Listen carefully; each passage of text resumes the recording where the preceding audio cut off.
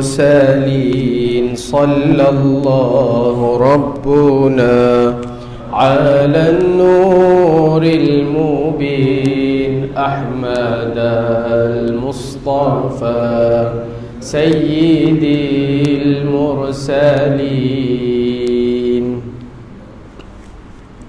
السلام عليكم ورحمة الله وبركاته. الحمد لله الذي أرسل رسوله بالهدى ودين الحق ليظهره على الدين كله ولو كره المشركون. صلاة وسلاما دائمين متلازمين نبينا محمد صلى الله عليه وسلم وعلى آله وصحبه ومن دعا بدعوته واستنى بسنته إلى يوم الدين. سبحانك لا علم لنا إلا ما علمتنا إنك أنت العليم الحكيم. ولا حول ولا قوة إلا بالله العلي العظيم. Amma ba'd. Yang saya hormati Al-Fadil Tuan Imam, Tuan Bilal, Tuan-tuan ahli jawatan kuasa surau, Tuan-tuan haji, Puan-puan hajah, hadirin muslimin muslimat yang dirahmati lagi dikasihi oleh Allah Subhanahu wa ta'ala sekalian. Alhamdulillah, pertamanya marilah sama-sama kita meninggikan rasa syukur kepada Allah Subhanahu wa ta'ala. Dengan rahmat kasih sayangnya Allah kepada kita, pada malam ini dapat sama-sama saya dan juga tuan-tuan sekalian menunaikan solat maghrib berjamaah. Walaupun tak sempat berjamaah, tuan-tuan yang boleh pahala jamaah. Sampai di sini imam nak baca doa lah. Perjalanan daripada Kulai rumah saya tu sampai ke sini lebih kurang 1 jam 10 minit. Jam teruk dekat exit highway tu. Tuan-tuan yang dirahmati Allah sekalian, alhamdulillah, walaupun jam itu adalah nikmat tuan-tuan sekalian. Ada setengah kadang-kadang kita berasa nak mengeluh dengan kesesakan lalu lintas, jam teruk, kita tak suka. Tapi pernah satu keadaan bila kerajaan mengumumkan perintah kawalan pergerakan, tak kala mana steering kereta tak boleh pegang. Masa tu tuan-tuan dia rindu nak bawa kereta tapi tak boleh bawa. Jam pun tak apa, janji boleh keluar bawa kereta. Tuan-tuan yang dirahmati Allah, sebab itu bila Allah bagi PKP itu nikmat sebenarnya. Hari ini Allah bagi kepada kita, walaupun jam tuan-tuan, jam tu juga nikmat. Sebab kita sentiasa merindukan bila mana kita dulu tuan-tuan duduk dalam rumah tak boleh keluar, kita duk gagah nak keluar juga. Bila boleh bawa kereta jam, sebutlah Alhamdulillah. Tuan-tuan yang dirahmati Allah sekalian, saya tak berjumpa dengan tuan-tuan lebih kurang 4 bulan. Malam ni baru kita berjumpa, bersua. Ada yang mati tak dalam 4 bulan ni? Yang malam ni semua hidup belakang lah. Sebab ada masjid yang saya pergi baru ni di Pasir Gudang, tuan-tuan, dalam 4 bulan tu 2 orang jemaah meninggal dalam tempoh 4 bulan tu. Kok dalam ni dalam tempoh 4 bulan ada yang berjaya kahwin 2 ke? Mana tahu ustaz, kami PKP ustaz. Tempoh PKP ni saya berjaya kahwin 2 ustaz. Duit banyak, kereta tak payah bayar, rumah tak payah bayar, kahwin 2. Hadirin yang dimuliakan oleh Allah Subhanahu wa ta'ala sekalian, Nabi SAW Nabi sebut dalam hadis Nabi kata apa? Ni'mal alim faqihu fid din. Nabi kata apa? Orang yang baik itu, orang yang cerdik itu, orang yang ada ilmu itu, Allah akan berikan kepadanya faqihu fid din. Dia ini mahir berkaitan dengan agama.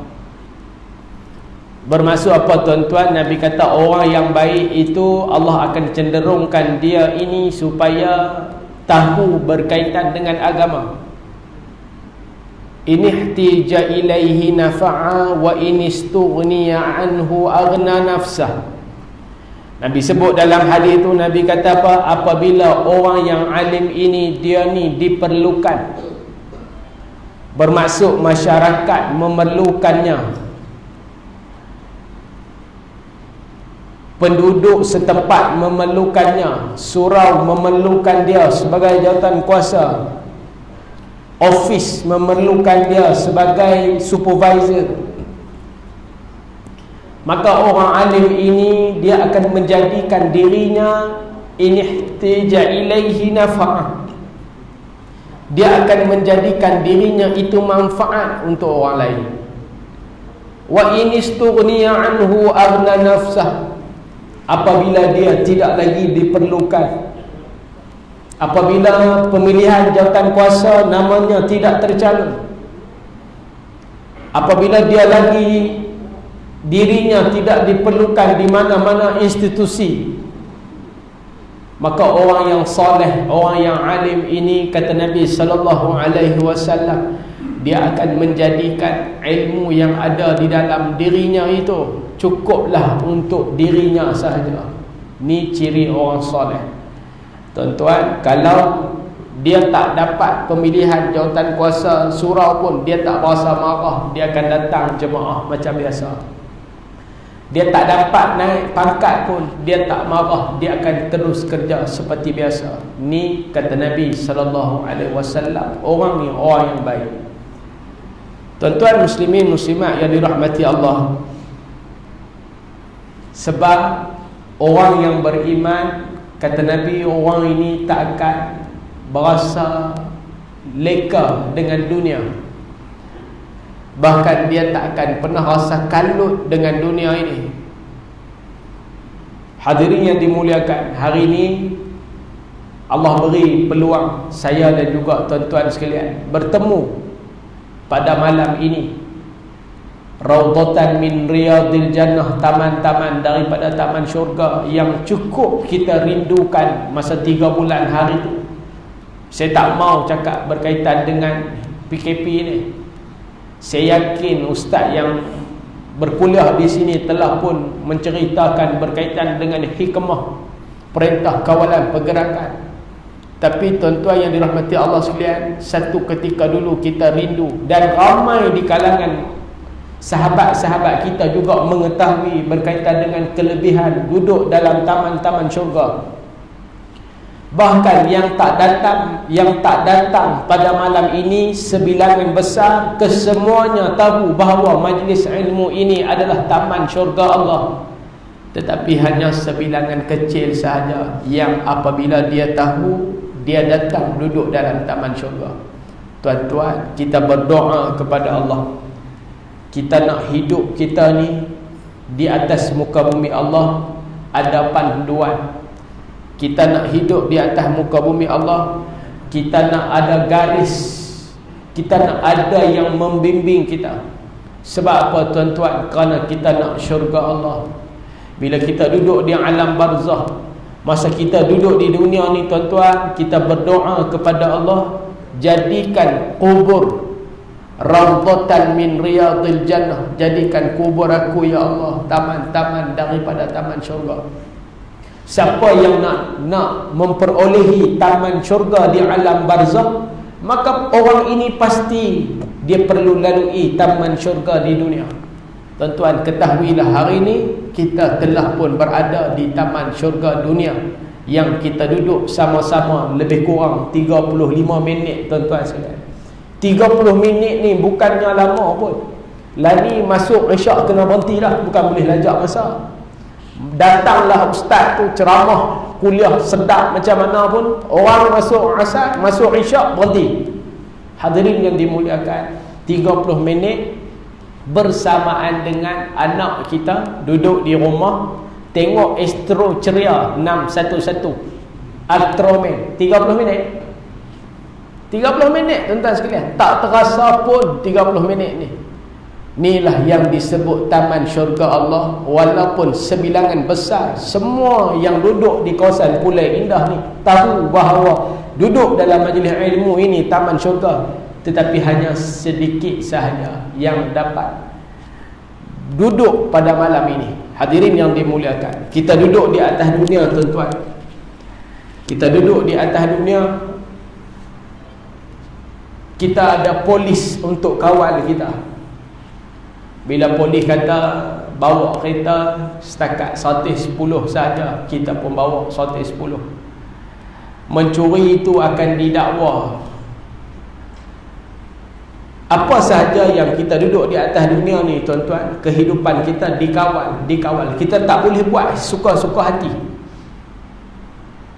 Bahkan bila kita tersasar jauh tuan-tuan, kalau kita naik kereta, bila laju sangat di depan kereta brake, kita ada brake, kita boleh tekan brake. Tapi hidup kita tuan-tuan sekalian, yang nak memastikan seseorang itu boleh duduk dalam syurga ataupun tidak, dia punya kawalan, sistem braking dia nama takwa. Takwa tu duduk di dalam. Itulah yang mengawal brake manusia. Hadirin yang dimuliakan, semalam Perdana Menteri buat pengumuman berkaitan dengan COVID-19, yang saya kira tuan-tuan, kita dah rasa duduk zon selesa. Debaran tu kita dah rasa balik, sebab kes meningkat 21 kes malam. Hari ini 15 kes. Hadirin yang dimuliakan, sedangkan COVID-19 ni tak ada kena-mengena dengan kita, tak kena pun di tempat kita, tak ada pun di kalangan kita COVID-19 ni. Yang positif COVID tak ada pun. Tapi kita punya rasa bimbang tu para hadirin tuan-tuan, kita rasa lain macam. Kita berasa takut. No, kes berlaku di Keluang, rumah orang tua Keluang. Tapi kita di sini, di Taman Pulai ni, Pulai Indah ni tuan-tuan, kita rasa takut. Sebab kita tahu berkaitan dengan bahayanya benda ni. Tuan-tuan, bahkan kita sentiasa mengambil tahu berkaitan dengan perkembangan COVID-19 ni. Bahkan tuan-tuan, hati kita mula merasa debaran walaupun tidak ada kaitan dengan kita. Tuan-tuan cuba bayang, kalaulah benda tu ada kaitan, seandainya tuan-tuan disabitkan satu orang itu positif COVID, tuan-tuan balik ataupun daripada mana-mana lah, daripada mana-mana, kemudian kena ambil ujian test tu, yang datang, yang balik, kes import yang balik tu tuan-tuan, tuan-tuan tanya mereka, waktu duk tunggu result test COVID tu, apa perasaannya? Waktu duk tunggu result, Ustaz, mana kami tahu Ustaz, kami mana pernah buat ujian test COVID ni. Saya tengok muka ni ramai ni yang banyak ni. Saya bagi contoh, tuan-tuan tunggu ujian test yang diambil oleh doktor, ujian darah, tuan-tuan rasa macam mana? Ni yang duk kena pergi cek darah, makan ubat darah tinggi, kencing manis, gout semua, kolesterol bagai ni, 3 bulan sekali doktor kata pergi hospital ambil darah. Tuan-tuan, kita pergi hospital ambil darah, kemudian sampai 10 hari lagi, 15 hari, 2 minggu lagi doktor kata datang, kita nak review result darah tu. Hari tu tuan-tuan, dia tak rasa lalu nak makan. Pagi tu jumpa doktor pukul 10 pagi. Pagi tu dia tak rasa selera nak makan. Yang ni ada kaitan dengan kita. Tunggu depan doktor, doktor pun tengok kita, Haji sekian. Okey, ni keputusan darah. Ni dalam jantung kita ni, duk tak. Dia berasa takut. Tuan-tuan kalau ambil darah kot tangan ni, dengan tuan-tuan ketik kat jari yang tuan-tuan nak cek tu, bukan tak tepat, boleh pakai juga. Tapi kalau dicucuk kot tangan ambil darah tu, yang tu lagi tepat. Tuan-tuan, bila kita tunggu keputusan darah, nak tahu ada penyakit kanser ke, ada thyroid ke, ada buah pinggang ke, nak tahu bacaan hati ni, kita mula rasa takut, tuan-tuan sekalian. Kenapa? Kerana benda tu ada kaitan dengan kita. Bayangkan bila doktor baca, Alhamdulillah Pak Long tengok bacaan, darah cantik, darah putih cantik, darah merah cantik, hati pun cantik, buah pinggang pun proses dengan cantik, air kencing cantik, proteinnya cukup. Tuan-tuan bayang, seronok ataupun tidak? Berasa seronok. Tiba-tiba ambil sampai dekat ni, Pak Long, ni kita tengok kat sini, Pak Long punya platelet darah Pak Long di sini terlalu rendah, bahaya Pak Long. Apa perasaan? Dia tunjuk keputusan kita dalam banyak-banyak bacaan, 50 bacaan darah kita tu, ada satu part dia highlight dengan warna merah. Dia kata yang ni bahaya. Tuan-tuan, selera tak nak makan lepas tu? Tak selera, walaupun tak sarapan pagi lagi. Dia tak berasa selera. Tapi kalaulah keputusan yang kita ambil tu semua cantik-cantik, lepas jumpa doktor, dia berasa nak makan ABC lah, dia berasa nak makan kambing lah. Sebab apa? Sebab semua cantik. Benda ni tuan-tuan, perasaan ini, debaran ini, saya dan juga tuan-tuan semua, kita semua akan rasa.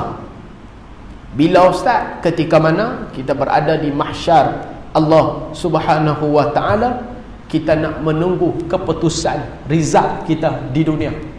Hadirin yang dimuliakan, sebab apa tuan-tuan? Saya nak kita sama-sama beringat, sama-sama ambil berat bahawa keputusan di dunia ni tuan-tuan, kan? Tuan-tuan, takkan kita tak tahu debaran tu. Saya ingat tuan-tuan pernah rasa kot, cek tekanan darah di rumah 120 cantik. Bila sampai depan doktor, baru tengok muka doktor, jantung tuk tok, dia jadi laju. Doktor kata, Pakcik, darah Pakcik tinggi 160. Dia kata, tak doktor, tadi saya cek di rumah 120. Tak, ni 160. Sebab apa? Sebab dia berasa takut. Hadirin yang dimuliakan oleh Allah Subhanahu wa ta'ala sekalian. Jadi tuan-tuan, kita duduk di atas muka bumi Allah, debaran yang paling besar yang kita semua bakal hadapi bukan di dunia ini. Walaupun ujian kita berat, musibah yang dilanda itu kita rasa besar, tidak boleh lawan dengan ujian dan musibah yang bakal dihadapi oleh kita semua di mahsyar Allah Subhanahu wa ta'ala. Kalau setakat keluar surau, kasut hilang, biasalah, tu bukan musibah pun. Nak kata ujian pun tak boleh kata ujian pun, sikit sangat. Sebab musibah yang paling besar sekali tuan-tuan, apabila kasut kita tak ada di surau, tu musibah.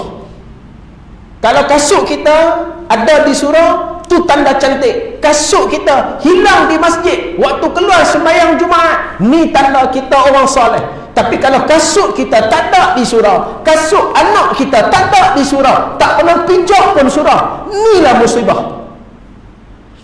Tuan-tuan, tadi dapat satu panggilan daripada satu orang hamba Allah ni. Baru ni masa PKP tuan-tuan, saya terlibat secara langsung bagi bantuan. Adik Man ni mesej saya, Ustaz, Abang Lee yang kita bagi bantuan tu meninggal.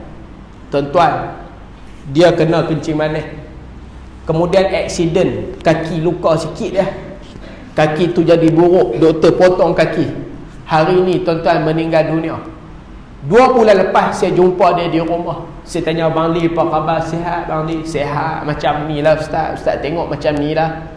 Abang Lee macam mana pergerakan? Orang rumah, isteri tolong-tolong, Alhamdulillah masih okey. Abang Lee boleh berniaga, dapat duit sikit. Tuan-tuan, dalam keadaan kaki dia putus tu, dalam kaki tak ada tu, dia masih duk tolong orang kampung. Sebelah rumah dia ada satu orang yang tua, duk berseorangan, tak ada anak, tak ada adik-beradik. Yang hari-hari orang tua tu makan, Abang Li ni lah yang duk tolong masak. Bini Abang Li tolong masak, Abang Li tolong hantar dengan tongkat ni. Hadirin yang dimuliakan Allah, hari ni Abang Li tu tak ada dah. Hari ni Abang Li tu tak ada dah. Bila kita sembang dengan dia, tuan-tuan, dia rajin senyum. Alhamdulillah Ustaz, Alhamdulillah, Abang Li puas hati. Walaupun nampak, kita tengok dia, kita nampak dia susah, tapi bila dia sembang dengan kita, macam dia cukup kaya. Ni tuan-tuan, yang Nabi sebut, laisal ghina an kathratil arab, walakinnal ghina ghinaun nafs. Yang Nabi sebut, yang kaya adalah orang yang kaya jiwa, walaupun dia susah. Hadirin yang dimuliakan Allah Subhanahu wa ta'ala sekalian, malam ni kita nak tengok hadis Nabi. Hari tu saya berhenti dengan tuan-tuan, saya berhenti hadis yang ke-12. Malam ni kita nak tengok hadis yang ke-13 dalam kitab 40 hadis akhir zaman. Dalam kitab 40 hadis akhir zaman. Tuan-tuan yang dirahmati Allah, kita baca hadis. An Aisyah radhiyallahu anha qalat sami'tu Rasulullah sallallahu alaihi wasallam la taqumu as-sa'ah hatta yakuna al-waladu ghaizan wal mataru qaizan wa yafidu al-li'amu faydan wa yaghidu al-kiramu ghaidan wa yajtari'a saghiru 'ala al-kabiri wal la'imu 'ala al-karim. Rawahu Tabrani. Hadis yang diriwayatkan oleh At-Tabrani, hadis yang ke-13. Bulan 2 yang lalu lah kita jumpa bulan 2. Pasal bulan 3 tak sempat. Bulan 3 Hadis PKP. Tuan-tuan yang dirahmati Allah sekalian, lah hadis kita jumpa hari tu, saya cerita kepada tuan-tuan berkaitan dengan bab amanah. Berkaitan dengan bab amanah. Malam ni kan, saya baru tengok kan, nasib baik ada rakaman kuliah. Kita pun cari mana yang lama itu kan. Dulu berhenti di mana? Petang tadi nak buat revision, tapi tak ingat. Ustaz ni tuan-tuan tak ceramah, tak kuliah lama, boleh jadi bengong. Boleh jadi bengong. 4 bulan tuan-tuan baru ni, PKP baru ni 3 bulan tak boleh ceramah. Biasa malam-malam duk kuliah, ni tak boleh nak kuliah. Duk kuliah kot bini kan, bini pergi dapur ikut, tengah duduk meja makan. Kau dah boleh kata, abang tahulah tak boleh kuliah pun, jangan teruk sangat ni. Bini kita bunyi. Tuan-tuan yang dirahmati Allah sekalian, tadi sempat petang tadi tengok rakaman lah.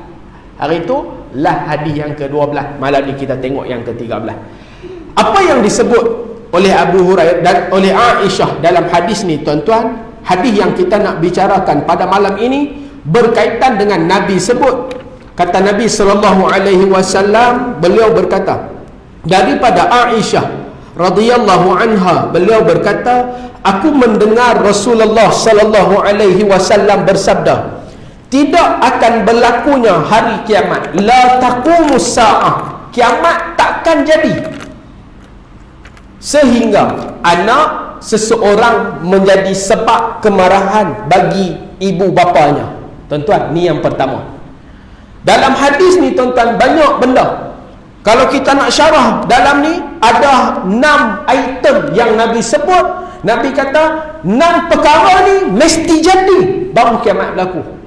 Tuan-tuan yang dirahmati Allah, perkara yang pertama, Nabi SAW, Nabi sebut apabila anak seseorang menjadi sebab kemarahan bagi ibu bapanya, dan hujan akan menjadi panas, iaitu hujan akan berkurangan dan cuaca akan menjadi kering, dan bertambah ramai orang yang jahat, dan akan berkurangan orang yang baik, dan anak-anak menjadi berani melawan dua orang tua mereka, dan orang yang jahat berani berterus terang melawan orang yang baik.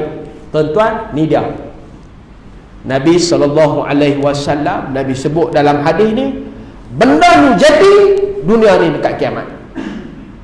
Benda ni, perkara yang Nabi sebut 5 item ni berlaku, maka dunia kita berada dekat dengan kiamat. Tuan-tuan, kelima-lima benda telah pun berlaku. Telah pun berlaku. Yang pertama, Nabi SAW, Nabi kata apa? Anak seseorang menjadi sebab kemarahan kedua ibu bapa. Hadirin yang dimuliakan oleh Allah Subhanahu wa taala. Hari ini tuan-tuan yang duduk di hadapan saya. Sebab itu tuan-tuan, Ibnu Mas'ud dia pernah tanya Nabi sallallahu alaihi wasallam, "Ya Rasulullah, khabarkan kepada aku amalan yang paling baik yang aku kena buat, benda ni yang benda ni paling baik untuk aku." Lalu Nabi sallallahu alaihi wasallam Nabi sebut 3 perkara. Yang pertama Nabi kata semayang di awal waktu, yang kedua Nabi kata buat baik dengan mak ayah, dan yang ketiga Nabi kata jihad fi sabilillah. 3 benda. Yang kedua yang Nabi kata ni tuan-tuan berkaitan dengan apa? Buat baik dengan mak ayah. Hari ni tuan-tuan, anak yang kita ada bukan kita yang tentukan. Tuan-tuan keluar anak tu kulit gelap, gelaplah dia. Keluar anak tu kulit cerah, cerahlah dia. Bermaksud apa tuan-tuan? Anak bukan kita yang tentu. Bini kita, pasangan kita juga bukan kita yang tentukan. Kesemuanya takdir. Kadang kita tengok suami punya gelap, bini cukup putih melepak bunyi. Kalau isteri putih normal tuan-tuan. Ada yang kita tengok isteri kulit gelap, suami cukup handsome. Kadang kita tengok tuan-tuan, isteri macam pramugari. Tengok muka laki dia, oh laki muka macam ni ya, macam tak padan tengok. Tengok bini cantik, badan macam kerengga. Tengok suami nala punya perut. Dia naik atas motor tu, pusat tu duduk di roda motor. Tengok isteri punya cantik. Hadirin yang dimuliakan, benda ni isteri kita, anak kita bukan kita yang tentukan. Ni kerja siapa? Ni kerja Allah Subhanahu wa ta'ala. Tuan-tuan, bila keluar anak seseorang, kita dah kahwin, kita dapat anak. Dalam sebuah hadis yang lain tuan-tuan, Nabi pernah tegur satu orang sahabat yang saya kira tuan-tuan tahu, berkaitan dengan satu orang pemuda namanya Aqra' bin Habis. Tuan-tuan, bila Aqra' bin Habis, satu orang ni tuan-tuan, dia ni mempunyai 10 orang anak. Dia duduk dengan Nabi SAW. Lalu ketika itu Hasan Husain datang kepada Nabi SAW. Nabi pegang cucu Nabi, Nabi cium cucu Nabi ni. Nabi cium cucu Nabi. Bila Nabi cium cucu Nabi, dia tengok Nabi dalam keadaan pelik. Apa Nabi buat ni? Dia tak pernah tengok orang cium cucu. Tuan-tuan yang dirahmati Allah. Lalu dia tanya, "Ya Rasulullah, hang biasa buat macam ni kah?" Ni saya olah bahasa begitulah. "Ya Rasulullah, biasakah buat macam ni?" Nabi kata biasa. Lalu Nabi tanya, "Wahai Aqra', kenapa kamu tanya macam tu?" Lalu kata Aqra', "Ya Rasulullah, aku ada 10 orang anak. Dalam 10 orang anak tu, seorang pun aku tak pernah cium, apatah lagi cucu aku." Tu dia. Tuan-tuan yang dirahmati Allah sekalian. Bermaksud ayah ni jenis tak buat, tak ambil peduli berkaitan dengan anak-anak. Tuan-tuan, cuba kita bayang, kalau tak kerana PKP lah, kalau tak kerana PKP, ayah mak sibuk kerja, tak sempat pandang pun mata hitam anak tu. Kerana PKP ni tuan-tuan, duduk di rumah 2 bulan baru-baru ni, baru sempat tengok, oh anak aku rupanya mata dia coklat. Sebelum ni tak pernah tenung. Anak darjah 1, darjah 5, darjah 6 tu tak pernah berkisah langsung. Bila duduk di rumah 2 bulan tak boleh kerja, masa tu dia bagi tumpuan pada anak dia. Dia tengok, dia tenung mata anak. Oh anak aku macam ni, ada tanda di sini. Oh anak aku rambut dia rupanya dia ada bunga di sini 2. Nikah 2 pun anak aku. Tuan-tuan yang dirahmati Allah. Sebab itu tuan-tuan yang dirahmati Allah sekalian, Aqra' bin Habis ini, dia kata kepada Nabi SAW, dia tak pernah cium anak dia. Lalu Nabi kata apa kepada Aqra'? "Wahai Aqra', man la yarham la yuham." Siapa yang duduk di atas dunia, dia tak mengasihi anak-anak dia, dia tak kasih cucu-cucu dia, la yurham, dia tidak akan dikasihi. Hadirin yang dimuliakan oleh Allah Subhanahu wa ta'ala, akhir zaman ini kita tengok anak-anak menjadi sebab kemarahan mak ayah. Semalam ada satu orang, dia mengadu kepada saya, dia ada satu orang anak dalam lingkungan tingkatan 2. Tuan-tuan, perkara yang dia mengadu ni, saya kata, abang bukan orang yang pertama mengadu benda ni. Benda ni berpuluh, beratus orang dah yang saya dengar. Tuan-tuan, dia mengadu apa? Dia kata, Ustaz, saya ada satu masalah, bagaimana saya nak tangani anak saya dengan satu penyakit handphone, Ustaz. Tuan-tuan, hari ini kita ada anak, tuan-tuan ada cucu. Penyakit inilah yang menjadi sebab kemarahan mak ayah. Ni, hadis ni Nabi sebut. Nabi sebut 1400 tahun yang lalu, tapi Nabi tak ceritalah kerana telefon. Tapi benda tu, tuan-tuan, perbuatan dan tikah lagu tu, hari ni bila kita bergelar mak ayah, baru kita nampak. Dia kata anak dia ni telefon. Dengan telefon tu lah mak ayah cakap, dia tak berkisah. Ayah balik kerja, Assalamualaikum, salam ayah pun tak jawab. Tutok, duk main game ni. Duk main game depan TV. Pusing tengok ayah pun tidak. Tuan-tuan bayang, satu orang bapa kerja punya penat, buat balik duit, bagi kasih sayang, bagi makan, bagi minum. Tiba-tiba anak buat macam tu. Dia kata, Ustaz, mula dia minta main telefon mak dia. Tak apa, kita bagi. Lepas tu mak dia kata, bagi telefon mak. Bila minta telefon mak, dia mula marah. Minta telefon ayah pula. Ayah mula bagi. Bila ayah bagi, ayah pun nak guna telefon. Tuan-tuan bayang, satu orang ayah, satu orang mak, satu orang ibu. Kebanyakan anak ni, tuan-tuan, dia akan berat telefon ibu pada telefon ayah. Kebanyakan anak begitu. Satu orang ibu minta telefon. Alo, mainlah telefon mak. Mak nak baca WhatsApp. Anak duk pegang telefon. Sat. Kejap ibu, kejap Kejap bila kita tengok dia duk buat apa? Dia duk gila ni Instagram. Tuan-tuan, ni anak muda. Tuan-tuan mungkin tak ada menatang ni. Oh, menatang lah. Orang Kedah memang macam tu, tuan-tuan. Semua benda dia bubuh menatang semua. Kan? Tengok tu menatang pegang ni telefon, menatang apa ni? Oh, dia semua menatang. Macam tu lah, tuan-tuan. Menatang tu nama Instagram. Bila kita main benda tu, anak-anak kita dia cukup suka duk main benda tu lah ni. Ibu pun minta, alo, mainlah telefon. Kejap ibu, kejap. Yang si ayah ni dia tak cakap banyak. Ayah dia tengok ya, dia perhati ya perbuatan anak dia ni. Okey, tak apa. Mak minta 3-4 kali telefon mak. Tapi jadi satu cerita, mak nak kena buat rayuan pula pada anak ni. Tuan-tuan, kalau tuan-tuan ada anak kecil, tuan-tuan ada cucu, tuan-tuan tengok anak-anak kita daripada KL, daripada Melaka balik rumah, tuan-tuan tengok bagaimana anak kita duk merayu minta telefon dia dekat cucu kita. Hadirin yang dimuliakan, bila mak minta, cepatlah sini, anak tu pun merajuk pegang telefon. Nah, baling telefon macam tu kan. Kejap pun tak boleh. Nah, baling. Si ayah ni tengok perbuatan anak dia. Apa perasaan sebagai seorang ayah? Walaupun telefon tu bukan telefon dia, telefon bini, telefon isteri, tapi dia punya rasa marah pada anak ni. Dia tak boleh pandang muka anak dia. Dia start motor, dia keluar. Dia balik rumah, tuan-tuan, disebabkan dia marah dengan anak dia, bergaduh dia dengan bini.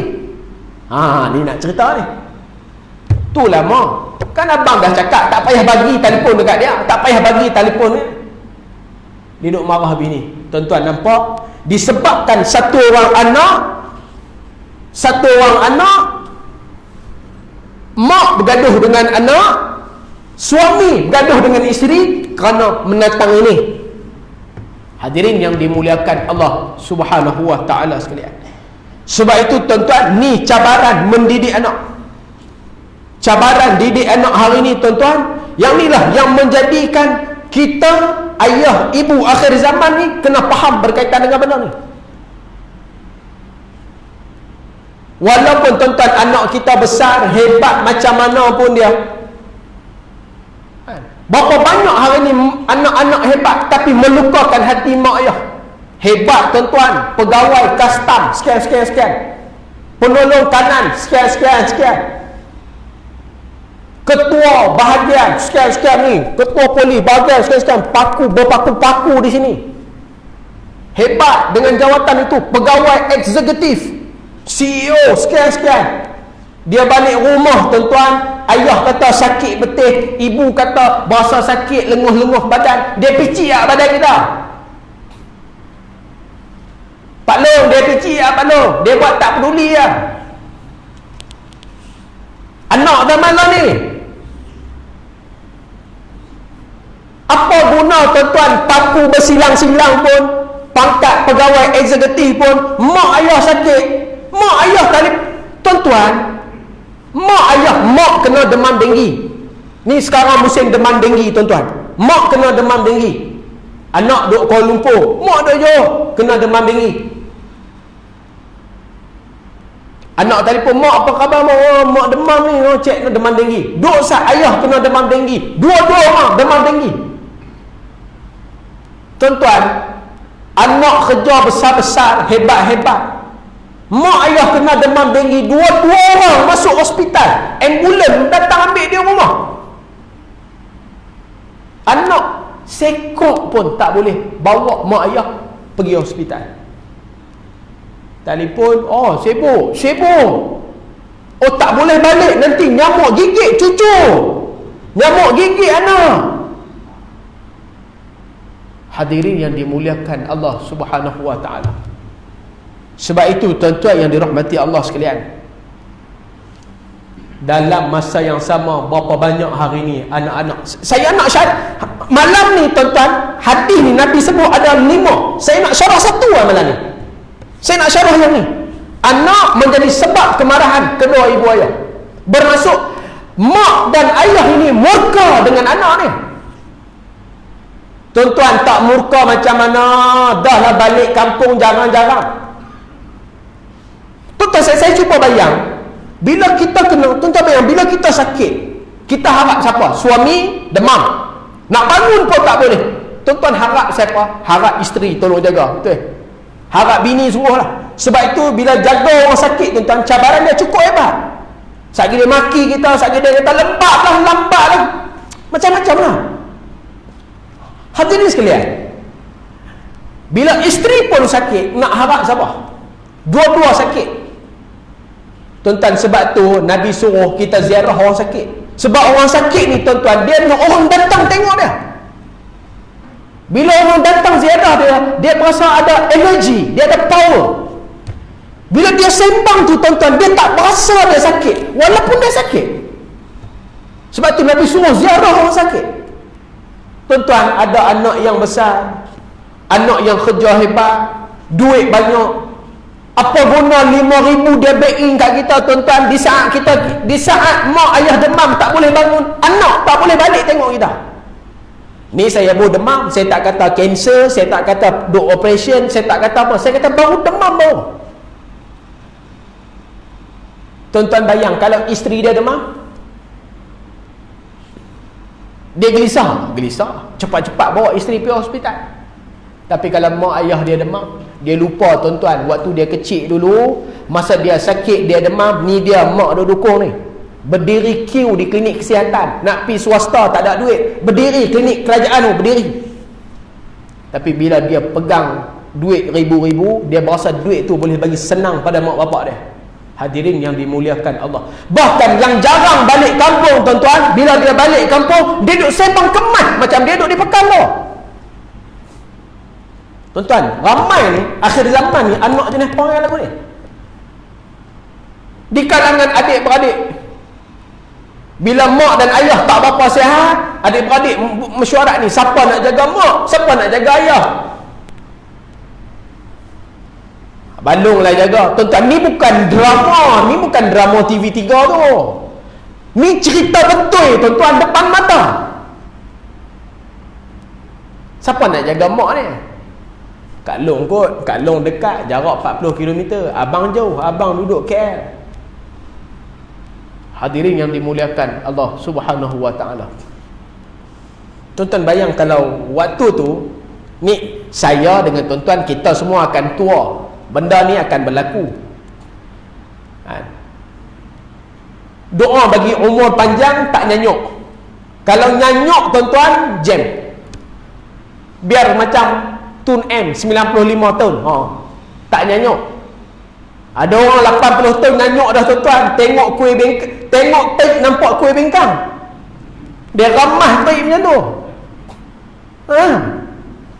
Sebab tu kita doa, ya Allah, panjangkanlah umur aku ya Allah, tanpa membebani sesiapa. Sampai tahap mati tak susah siapa-siapa. Anak pun tak susah, adik-beradik pun tak susah. Kita doa macam tu. Hadirin yang dimuliakan Allah, bila anak ni jarang balik, sekali dia balik rumah, dia duk buat panggil pekan. Tu yang malas balik kampung tu. Nampak? Dia duk sembang dengan bini dia. Duk sembang dengan bini dia. Tu yang malas balik kampung tu. Balik kampung, ngukuk belah Rembau, belah Tenggaru, belah Nufelda air tawar, mana ada Aeon? Tesco, mana ada Tesco? Bini kaki shopping. Dia cakap, tu yang malas balik kampung. Balik kampung bukan ada apa. Dia duduk kemas sikit KL. Baru duduk KL tuan-tuan. Kadang tak payah KL pun, KL Kulai, baru duduk di Kulai, balik Tenggaruh, Mersing sana. Dia kata tu yang malah balik kampung ni. Dia kata balik kampung bukan ada apa, Ion tak ada, Tesco tak ada. Waktu dia cakap tu tuan-tuan bayang kalau mak dan ayah dengar perkataan tu. Hang jangan lupa, kampung hang ni ada mak bapak hang. Dia cakap dengan bini dia. Yang tu gagah sopan lah. Yang lagi kurang ajar tuan-tuan, dia cakap dengan mak. Tu yang malah balik kampung mak, dengan panas lah. Bini tak boleh duduk.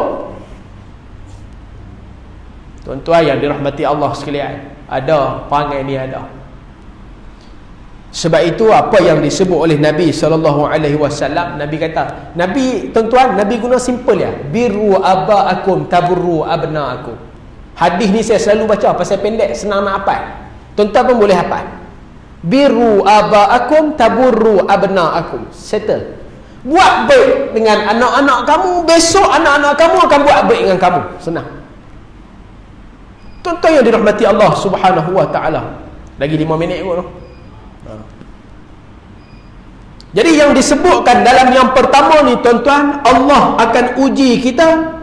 Allah beri dengan ujian ini seperti mana yang disebut oleh Nabi, iaitu yang pertama sekali, anak menjadi sebab kemarahan mak bapak.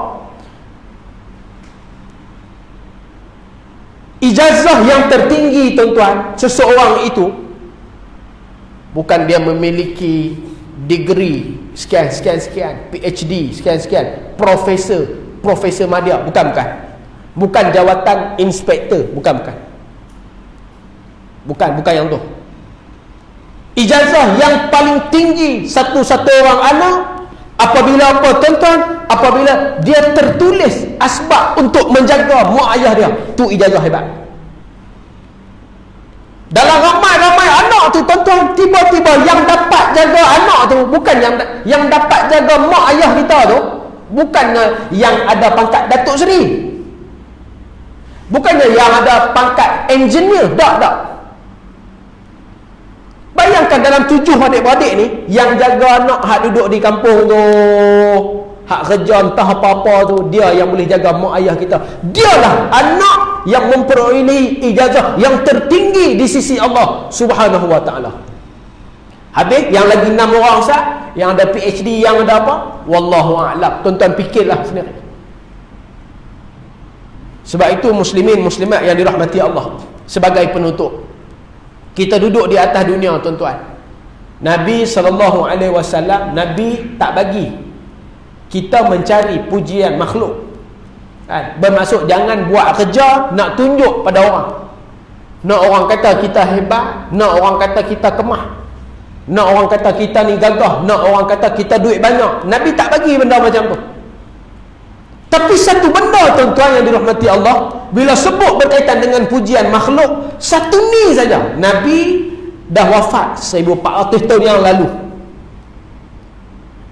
Makhluk ni tuan-tuan, kita kena cari pujian dia. Kerana dia puji kita, puji tu boleh sampai syurga.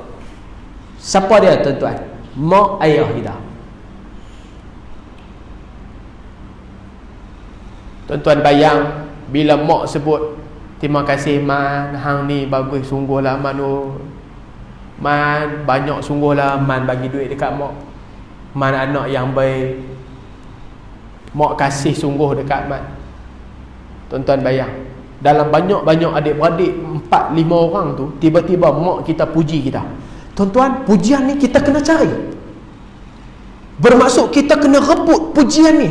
Baru besok anak kita tengok apa yang kita buat. Mak kita kata rajinnya balik kampung, sibuk balik kerja, penat macam mana pun hang balik, tengok mak terima kasih banyaklah Man.